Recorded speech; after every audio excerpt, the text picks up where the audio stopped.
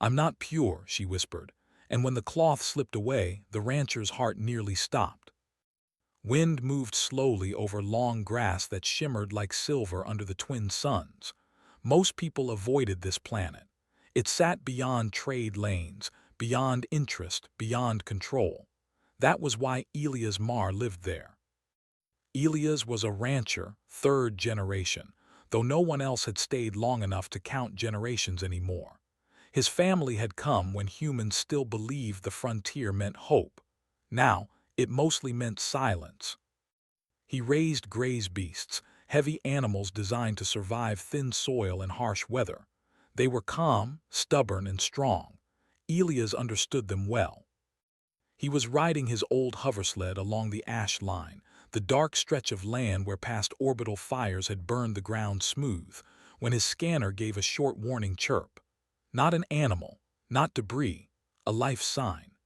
Elias slowed the sled and leaned forward, eyes narrowed. The ash line was dangerous. Old radiation pockets still slept under the soil. Nothing living stayed there for long. Yet the scanner chirped again. He stopped. The wind shifted, and that was when he saw her. She lay half-hidden in the gray grass, wrapped in a long, pale cloth that moved like smoke in the wind. She was small, too still. At first, Elias thought she was dead. People didn't wander out here unless they were desperate or hunted. He dismounted slowly, hand resting near the tool holster at his side. Not a weapon, just tools. Elias didn't believe in guns unless there was no other choice. "Hey," he called out, voice calm. "You alive?" No answer. He stepped closer. The cloth was torn and scorched in places, as if it had been through fire and vacuum both. Strange markings ran along its surface, faded symbols he did not recognize. He knelt beside her and checked her pulse. It was there, weak but steady. Relief hit him before caution could stop it. She looked human at first glance. Pale skin, dark hair clinging to her face, closed eyes moving under their lids like she was dreaming. But something about her felt wrong, not dangerous. Just unfamiliar, like a song played slightly out of tune. Her eyes opened suddenly. She gasped and tried to pull away, fear sharp and wild. "Easy," Elias said quickly, lifting his hands. "I'm not here to hurt you." Her gaze locked onto his face, studying him too closely for someone just waking up. Her eyes were a strange gray, almost silver, catching the light in a way that made Elias uncomfortable. "Don't scan me," she whispered. Her voice was soft but clear. No accent. Perfect galactic standard. "I didn't," Elias said. "Just a life ping, you're hurt." She swallowed. Her hand gripped the cloth around her shoulders like it was armor. "I can't stay," she said. "They will come."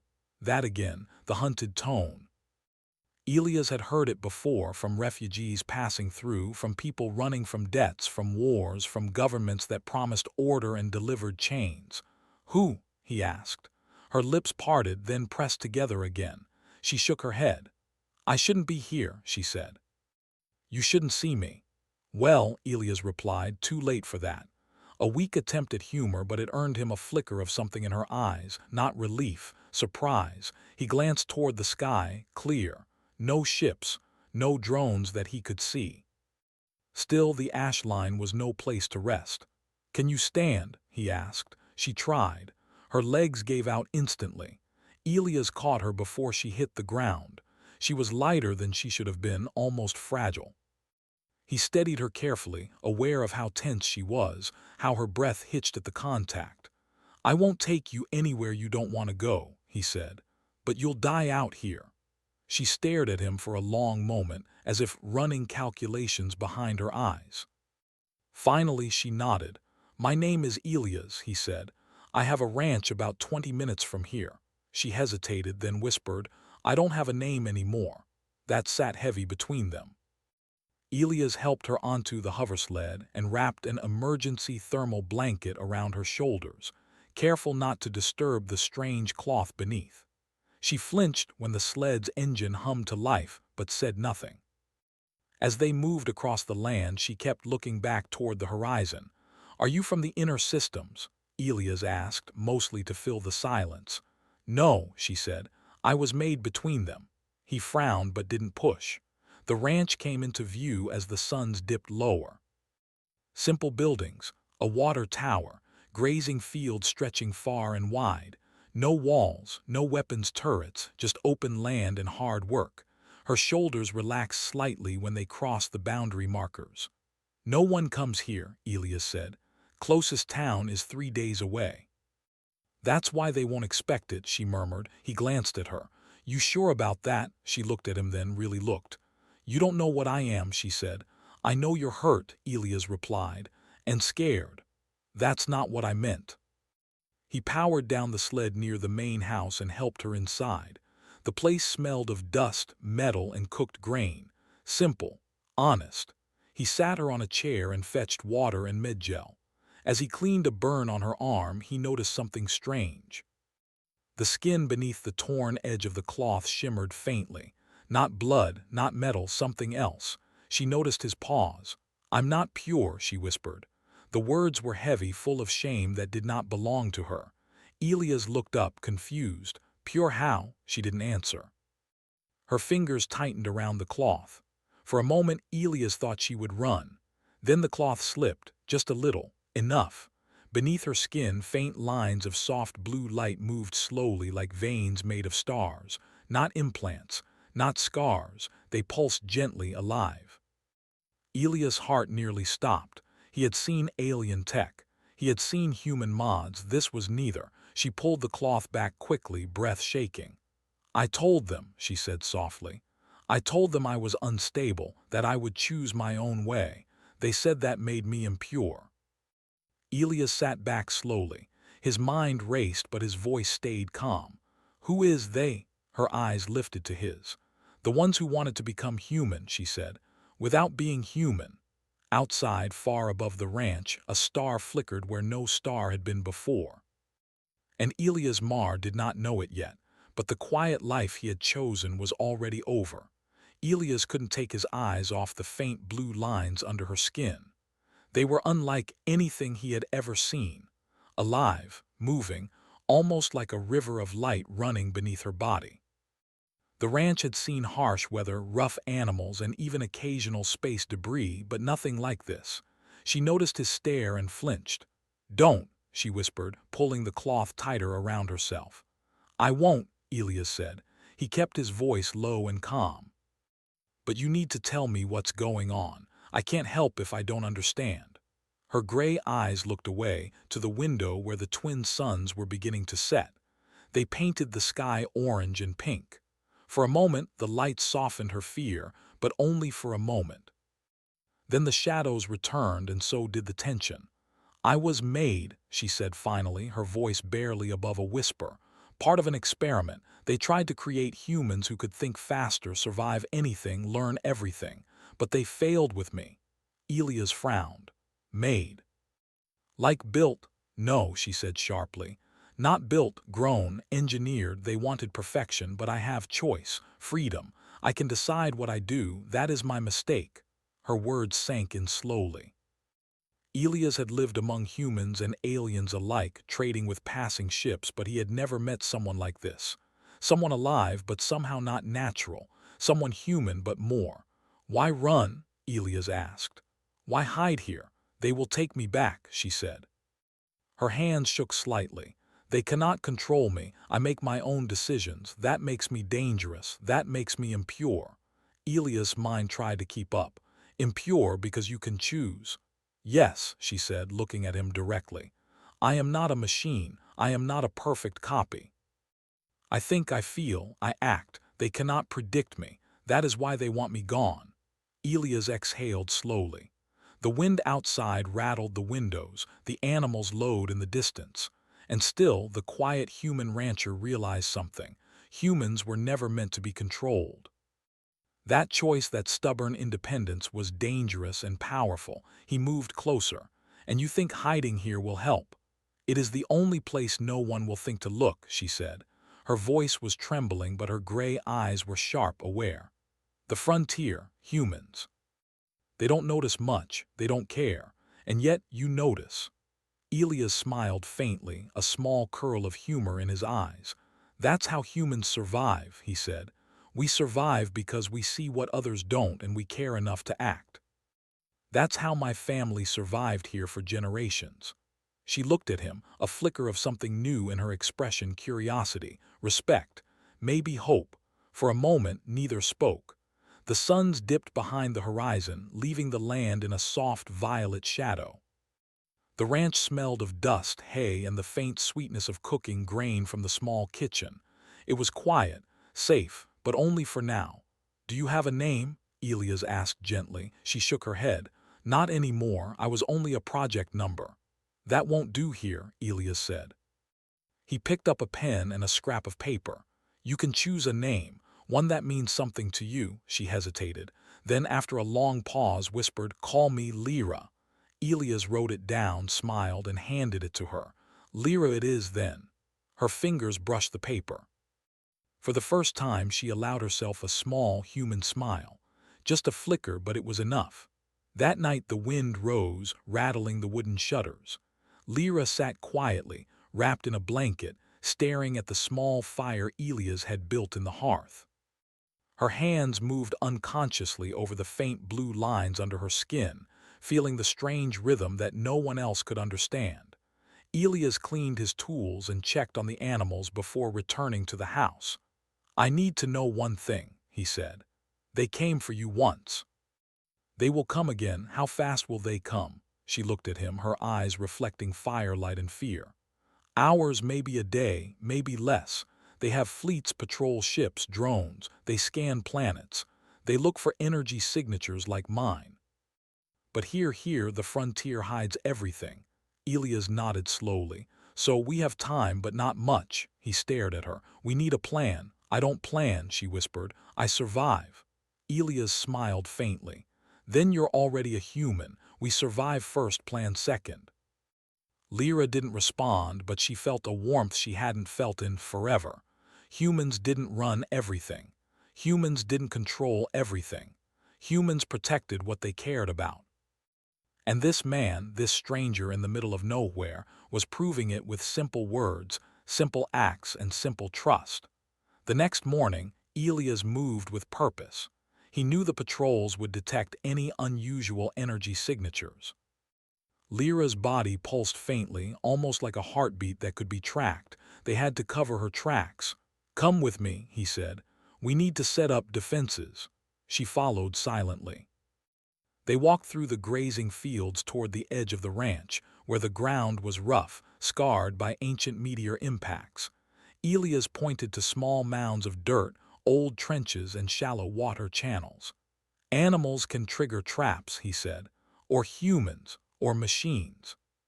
We'll use everything we have." Lyra nodded. She studied the land like she had studied human behavior for decades, learning every habit, every pattern. She understood strategy, yes, but Elia's approach was human, unpredictable, adaptive, creative. Different from the clean, predictable tactics of those who had created her. They spent the day digging, building barriers and rigging improvised alarms from old sensors Elias had salvaged from trade wrecks. Lyra learned quickly. She adapted. But what amazed her most was how the human mind worked without machines.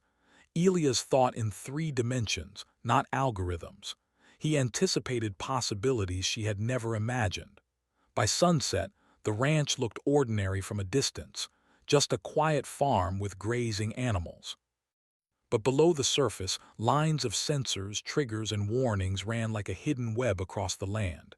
"Done?" Lyra asked, finally sitting on a low wall. Elias nodded. "For now, they won't see this coming, not yet."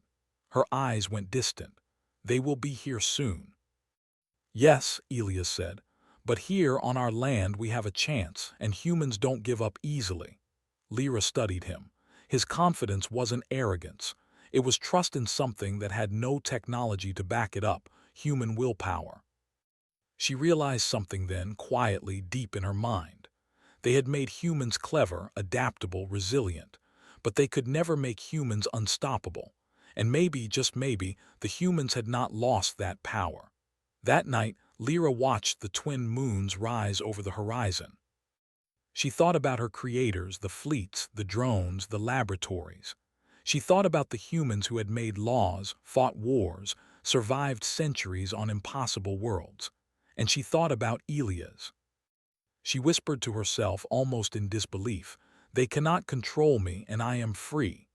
Outside, the wind carried the sound of grazing animals. The stars blinked faintly in the cold sky. Somewhere far away, ships moved through space, unaware that one small ranch had become a fortress. And somewhere in the darkness, the first patrol ship changed course. They had found a trace, a faint energy pulse. The game had begun. Elias and Lyra didn't know it yet, but the frontier had become their battlefield. And humans, imperfect, stubborn, free, would be the ones to define the outcome. For Lyra, she was not a failed project. She was not impure. She was human enough to survive. And that made all the difference. The night was quiet on Kestrel 9, but the calm was deceptive. High above, beyond the twin moons and the distant stars, small patrol drones moved silently, scanning for anomalies. They detected the faint pulse of bioluminescent energy that was Lyra. It was weak, subtle, but enough to make their sensors register a target. Elias didn't know exactly when they would arrive. He only knew they would, and he had prepared for this. He sat beside the hearth, checking the wiring on a small sensor, while Lyra watched from the chair, fingers tracing the faint blue lines on her arm. "They'll come," she said. Her voice was calm, almost resigned. "They always come." "They'll come," Elias agreed. "But they'll have to work for it." She tilted her head, curious. "Work for it?" "Yes," he said. "Humans don't just hide.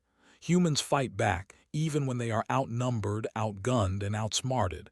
That's why they never succeed in controlling us completely." Lyra considered this. She had seen humans in simulations, in controlled environments, in laboratories. They had always been unpredictable, stubborn, clever, but she had never truly witnessed it firsthand. Until now. Hours later, a faint hum rose in the sky. Elias looked up through the telescope in the barn. "Ships," he said. "Not small drones, bigger. They're scanning the area. They'll land soon." Lyra stood beside him, heart racing, but her face was calm. "They're fast," she said. "They'll be here before we finish." "Then we finish fast," Elias replied. He led her to the trenches and barriers he had built earlier. Each one was carefully designed to confuse sensors, redirect movement, and slow attackers. But this was more than a physical defense. Humans had ingenuity. That was the real weapon. Elias handed her a small device. "This is simple," he said.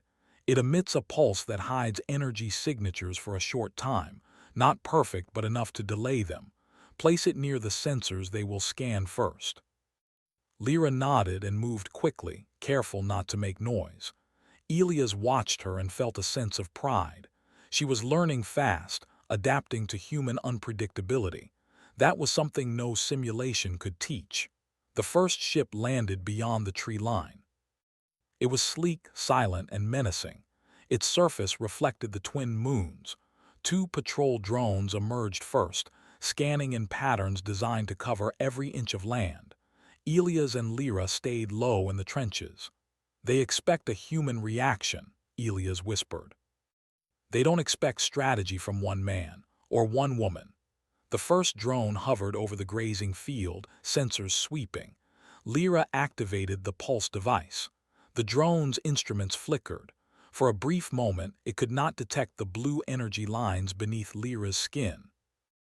Elias grinned. "Good, keep it up." The drones moved cautiously, but human traps were not predictable.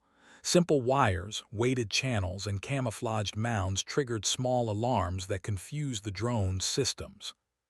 One misstep and the patrol would have to retreat to recalibrate. "They underestimate humans," Elias said. "They think we are predictable." "They are wrong," Lyra said. "They don't understand choice." The patrol leader, a tall, synthetic-looking officer, stepped down from the ship. He was calm, precise, and efficient. "Elias Mar," he called, "you are in violation of intergalactic quarantine law. Surrender the subject immediately." Elias stood, brushing dust from his hands. I think you're mistaken. This is private property and she is not yours to take.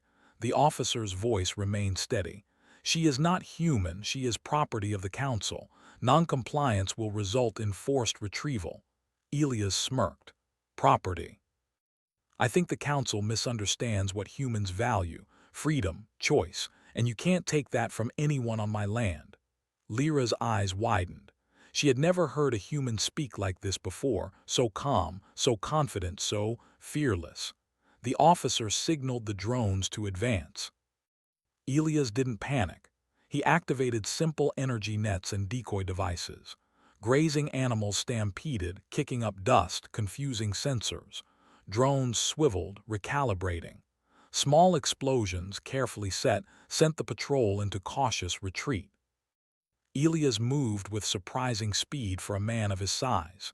He was in places no one expected, appearing where they thought the area was clear, deactivating sensors and redirecting patrols. Lyra followed, amazement and disbelief in her eyes. "You are unbelievable," she whispered. "Humans are," he replied with a grin. "We survive by thinking, not by following orders. That's why no one controls us for long." Hours passed. The patrols regrouped, trying different tactics, but every time they advanced, Elias was already one step ahead. Simple traps, environmental knowledge, and human intuition worked better than advanced technology. Finally, the patrol officer landed near the house itself. "We have tracked the target to this location," he said.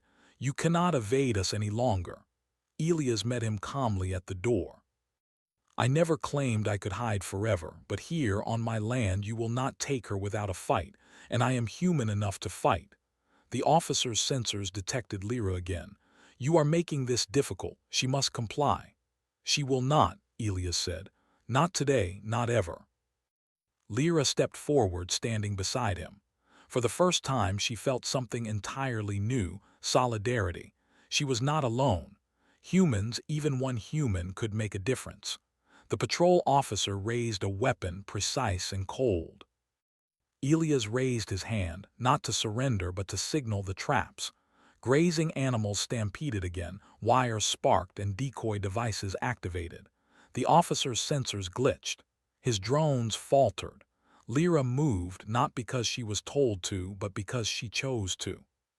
She activated a secondary pulse, further hiding her energy signature. The officer faltered. "Impossible," he said. Elias smiled faintly. "Humans are impossible," he said. As the night deepened, the battle continued, not with overwhelming force, but with strategy, observation, and adaptability. Every move the patrol made was countered by something Elias had prepared. Every drone malfunctioned. Every sensor misread. Lyra watched, heart racing but also learning. Humans were unpredictable. Humans did not follow scripts. Humans improvised. And that improvisation, raw, unrefined, messy, was far more dangerous than any technology. Finally, exhausted and frustrated, the patrol officer called for retreat. "We will return with greater force," he said. "This is not over." Elias watched the ships disappear over the horizon. "Not today," he said softly. Lyra turned to him. "How did you do that?" "They have fleets, weapons, and technology we cannot even dream of." Elias shrugged. "We have something they don't: choice, creativity, and stubbornness. That is the human advantage. You may be engineered, but here you survive by being human enough to think for yourself. That's why they fear you." Lyra looked at her arms, at the glowing lines beneath her skin. She had always thought they made her weak. She had always thought being different meant being hunted. Now she understood. Those lines were not a flaw. They were proof. Proof that she could act, think, and choose. Proof that she could be human in a way no simulation could ever replicate. And in that moment she realized something important. The council had not failed her. Humanity had succeeded. The ranch was quiet again. The wind moved over the grass, carrying the faint scent of smoke and earth. Elias checked the sensors one last time. Lyra sat near the fire, breathing slowly, no longer afraid. "You are safe for now," Elias said. But they will come back, and next time they will bring more. Lyra nodded. I know. But next time, Elias said, we will be ready, and we will fight not because we want to, but because humans don't give up.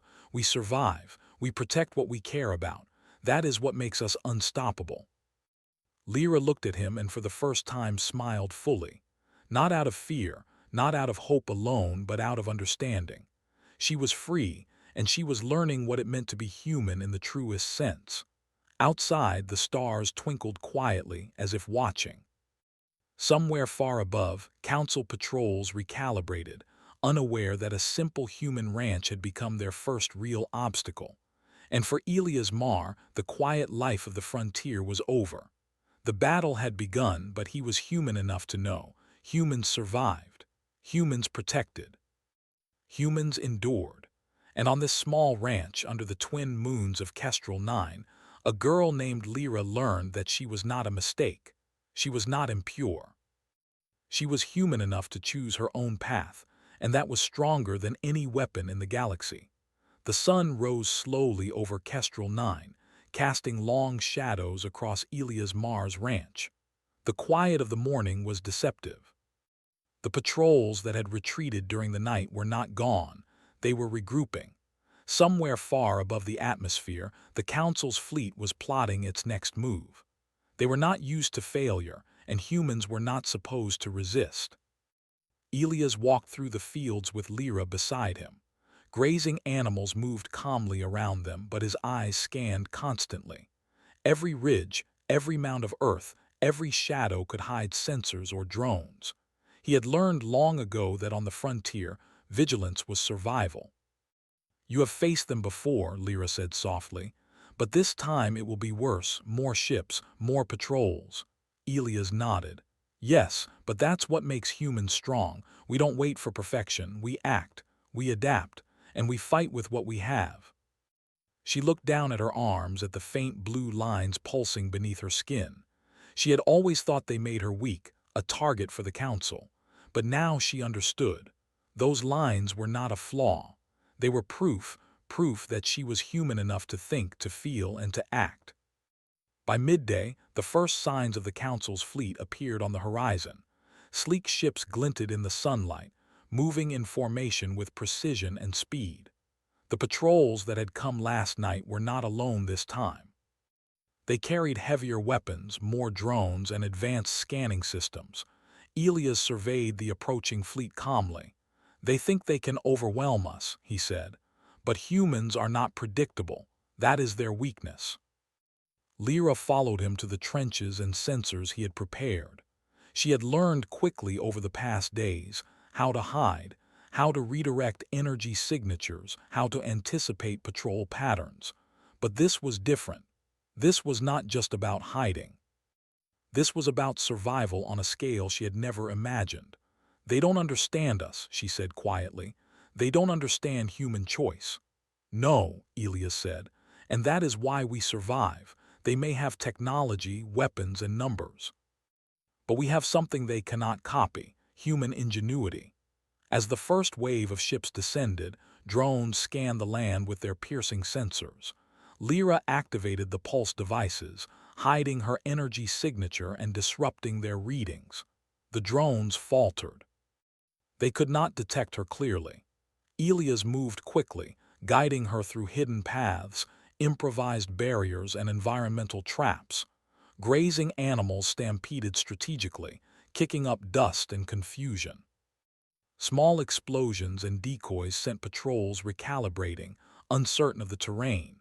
The council officer appeared again, this time in a larger ship hovering near the ranch. His voice was calm and measured as he broadcasted a message. Elias Mar, compliance is mandatory. You and the subject must surrender immediately. Resistance will result in the destruction of your property and capture of the individual.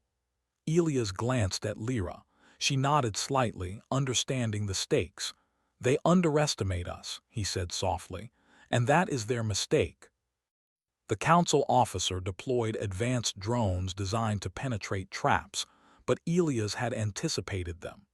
He used simple yet effective strategies. redirecting drones into decoy fields, disabling sensors with electromagnetic pulses, and using the terrain to his advantage. Every time they advanced, he adapted. Every time they retreated, he learned their patterns. Lyra moved beside him, her confidence growing. "Your methods are strange," she said. "They are not logical." "Logic is not always survival," Elias replied. "Humans improvise. Humans adapt. That is why no machine, no algorithm, and no fleet can predict us completely." For the first time, Lyra realized that the Council's experiments had failed not because of weakness, but because humans were inherently unpredictable. They could not replicate that instinct, that stubbornness, that will to survive and protect. Hours passed. The Council's fleet continued its assault, but Elias and Lyra held their ground. The ranch became a maze of human ingenuity, traps, misdirections, and improvised defenses that no computer could fully anticipate. Finally, the council officer landed near the house, attempting a direct confrontation. "This is futile," he said. "You cannot win. The subject is property of the council. You will surrender her immediately." Elias met him calmly, his hands empty but his stance unyielding. "You underestimate humans," he said. "You think control equals success, but humans survive because we choose. And we protect what we care about. That is a power you cannot predict, measure, or control." The officer paused, scanning Elias with advanced sensors. For the first time he hesitated. He had never encountered such defiance, such calm determination. "You are only one man," he said. "Resistance is illogical." "Maybe," Elias said, "but humans are not logical. We are creative. We are stubborn. We survive. That is what you cannot understand." The standoff continued, with drones approaching and retreating, ships hovering, and sensors flickering under the human improvisation. Lyra watched, her pulse steady. She had learned that humans did not rely on perfection but on choice. They adapted. They improvised. And that adaptation was the real weapon. The council officer realized something critical too late. Elias' defenses were not merely physical, they were human. Every trap, every decoy, every improvisation was guided by instinct, experience, and choice. No algorithm could anticipate it. No machine could fully control it. Finally, the officer ordered a retreat. "This is not over," he said. "We will return with greater force." "Not today," Elias replied. Lyra smiled faintly. She had never felt this kind of power. Not from weapons, not from numbers, but from human will. The council had engineered her, tried to make her predictable, tried to make her impure. But she had learned from Elias that freedom, choice, and ingenuity were strengths no one could take away. After the fleet disappeared over the horizon, Elias and Lyra sat quietly by the fire. The ranch was safe for now, but the threat remained. "They will return," Lyra said. "Yes," Elias replied. "But we will be ready. Humans survive. Humans protect. Humans endure. That is what makes us unstoppable." Lyra looked down at the faint blue lines under her skin. She had thought they were a flaw, a sign of failure. Now she understood. They were proof. Proof that she could act, think, and choose. Proof that she was human enough to survive. And in that moment she realized something important. The council had not failed her. Humanity had succeeded. The ranch was quiet again, the wind moving over the grass. But far above, the stars blinked faintly as if watching. Somewhere, council ships recalibrated, unaware that a small human ranch had become a fortress, a symbol of human ingenuity and resilience. And for Elias Marr, the quiet life of the frontier was over. He had learned that humans were not just survivors. They were unpredictable, creative, and unstoppable. And that unpredictability had just saved a life that the galaxy had written off. For Lyra, she was not a mistake. She was not impure. She was human enough to choose her path, human enough to survive, and human enough to change the course of the galaxy. The battle was not over. The council would return. But humanity, stubborn, clever, free, would always find a way to endure. And on this small ranch, under the twin moons of Kestrel 9, a girl named Lyra learned the most important lesson of all. Being human was the greatest power of all. The morning sun rose over Kestrel 9, spreading light across Elia's Mars' small ranch.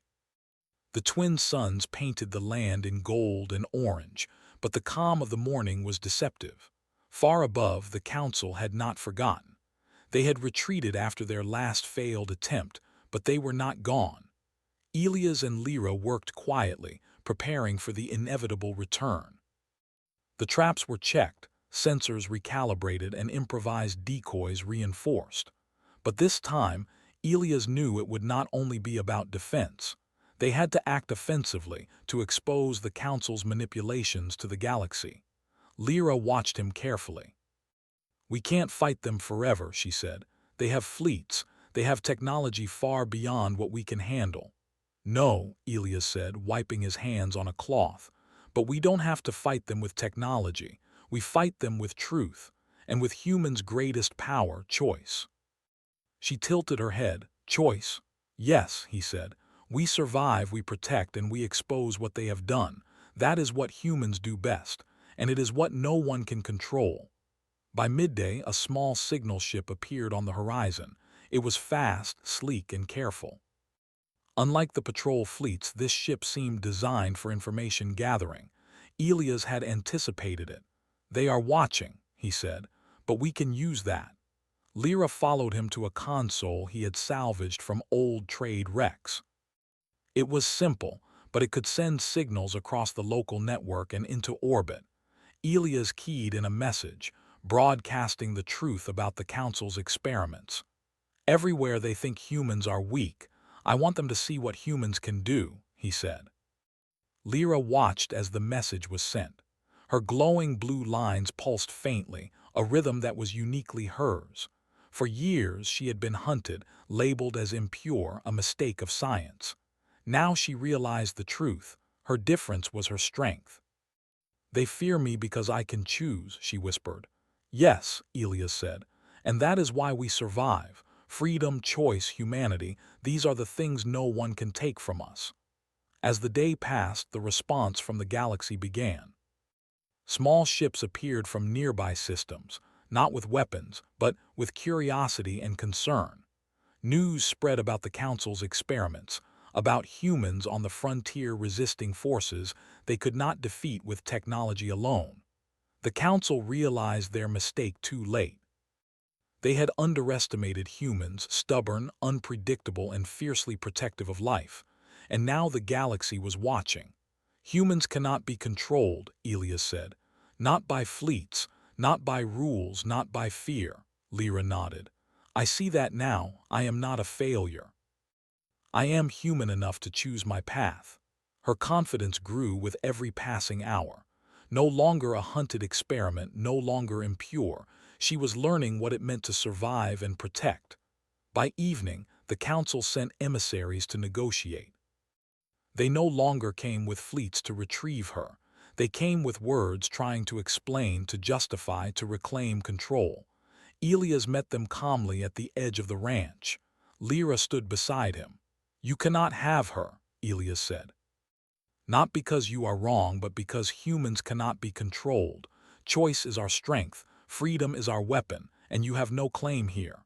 The emissaries hesitated. They were advanced, intelligent, and precise, but they could not understand something humans had taken for granted for millennia: willpower and moral independence. Lyra stepped forward, for the first time fully herself. "I am not yours to take. I am not a mistake. I am human enough to survive, to choose, and to protect. That is what makes me strong." The emissaries fell silent. Elias smiled faintly. Lyra's words carried more power than fleets, more influence than any weapon. Humans did not dominate through force. They endured, they resisted, and they inspired. That night, the stars twinkled over the ranch.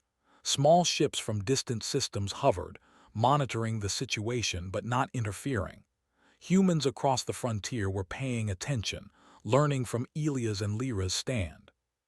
Inside the ranch, Elias and Lyra tended to the animals, repaired sensors, and checked traps. There was no fear, only purpose. They had survived the first wave, and they had exposed the council. The galaxy now knew that humans, even one rancher and one hybrid survivor, could resist. Lyra looked down at her glowing lines, now pulsing calmly under her skin. "They said I was impure," she said softly. "But I see now I am human enough to survive. That is all I need." Elias placed a hand on her shoulder. "You are more than human enough. You are human enough to teach them that control is an illusion. That is the power humans have always had." She smiled faintly. It was not fear, it was not relief, it was understanding. For the first time in her life, she felt free. Over the next few days, the Council's attempts to regain control faltered. Their fleets were slowed by exposure, their experiments revealed across systems. Other species began questioning the Council's authority, inspired by the small rancher and the girl who refused to be controlled. The frontier became alive with whispers of human ingenuity and resilience. Stories spread about how a simple rancher had outsmarted fleets, protected a survivor, and revealed a truth the galaxy had ignored. Humans were unpredictable, ungovernable, and capable of protecting life beyond expectation. Lyra and Elias continued their work on the ranch. Grazing animals roamed freely, traps and sensors were checked, and the land itself became a symbol of human resistance. "They think they can predict us," Elias said one evening. "They think control is possible, but humans survive because we choose. That is what they cannot replicate." Lyra nodded, finally accepting her place in this world. She was not impure, she was human, and human enough to change the galaxy. Months passed. The Council's authority weakened. Reports from frontier systems revealed exposure of the experiments, the resilience of humans, and the refusal of even small ranches to submit. Lyra worked alongside Elias, learning farming, animal care, and human survival. She had choices now, freedom to decide her path. One evening she removed the containment cloth willingly. The blue lines under her skin glowed softly, no longer a secret, no longer a target. She was proud of what she was. She was strong. She was free. Elias watched her, a faint smile on his lips. "You are not a mistake," he said. "You are human enough to survive, and that is more than enough." Outside, the wind moved over the grass. The twin moons rose, casting silver light on the ranch. Somewhere far above, council ships recalibrated but no longer dared to act. They had underestimated humans. They had misjudged freedom, choice, and morality, and that misjudgment had changed the galaxy. Lyra stood on the ridge overlooking the fields. She breathed deeply, feeling the wind on her face, the warmth of the suns, and the life of the land beneath her feet. She was free, truly free, for the first time. Elias joined her. "The galaxy may not understand yet," he said, "but it will. Humans survive. Humans protect. Humans endure. That is the greatest power we have." Lyra nodded. "I understand now. I am human enough to survive, human enough to protect, human enough to choose my path." They stood together, watching the sun set over the frontier. The ranch, once quiet and forgotten, had become a symbol. A small human home, a place of ingenuity, choice, and resilience. And the girl once labeled impure had become proof of what humans could accomplish when freedom was respected. For Lyra, it was more than survival. It was life, choice, freedom, and above all, humanity. The galaxy had learned a lesson that no fleet, no law, no technology could erase. Humans were unpredictable, unstoppable, and uncontainable. And on a quiet ranch under twin suns and twin moons, that lesson had been proven beyond doubt. Elias smiled. Lyra smiled. And the frontier remained free, not because of weapons or fleets, but because of human will, human choice, and human resilience. And on Kestrel 9, under the wide open sky, the girl named Lyra whispered softly, "I am not impure, I am human, and that is enough."